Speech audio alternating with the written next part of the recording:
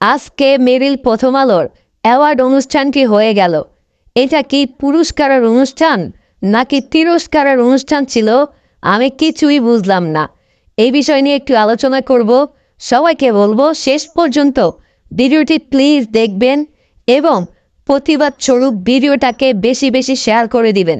আমি চাই বাংলাদেশের চলচ্চিত্রের অভিনেত্রী ও অভিনেতারা মেরিল প্রথম আলোর মতো এই ধরনের অনুষ্ঠানগুলোকে যেন বয়কট করে।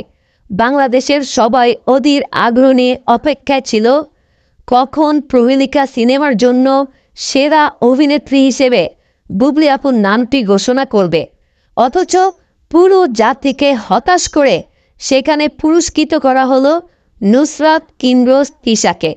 প্রথমেই বলতে চাই, আমার কাছে কেন যেন মনে হলো তিশাকে এই বিভাগে জোর করে নমিনেশন দেওয়া হয়েছে এবং পুরস্কারও যাতে তিশাই পায় সেই ব্যবস্থাও অনেক আগ থেকেই তাদের তৈরি ছিল। এটা সত্যি আমি মানতে পারলাম না। যেই সিনেমার জন্য তিশা পুরস্কৃত হলো সেটা কি সিনেমা হলে মুক্তি পেয়েছিল? সেটা কি সত্যি কোনো সিনেমা ছিল? মেরিল প্রথম আলো পুরস্কার অনুষ্ঠানটা আসলেই একটা বিতর্কিত অ্যাওয়ার্ড অনুষ্ঠান, সেটা তারা আবারও প্রমাণ করলো। তিশা কিভাবে ওই ফিল্ম করে সেরা চলচ্চিত্র অভিনেত্রীর পুরস্কার পায়। বাংলা চলচ্চিত্রের অভিনেতা এবং সকল অভিনেত্রীদের এই ধরনের প্রোগ্রাম বয়কট করা উচিত। আমার এই কথা যদি আপনারা সঠিক বলে মনে করেন, অবশ্যই আপনার মূল্যবান মতামত লিখে জানাবেন। যেখানে শাকিব খান বাংলাদেশের সবচেয়ে জনপ্রিয় চিত্রনায়ক, বাংলাদেশের সবচেয়ে বড় ফ্যান বেজ শাকিব খানের দখলে।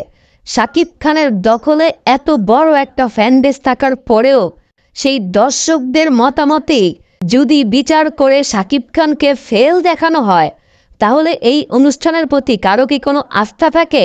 বাংলাদেশের সবচেয়ে বড় তারকা, যার হাতে সবচেয়ে বড় ব্যবসা সফল সিনেমার নায়ক হওয়ার তকমা, সেই সিনেমার নায়ক, প্রিয়তমার নায়ক সেরা অভিনেতা হিসেবে পুরস্কৃত হয়নি।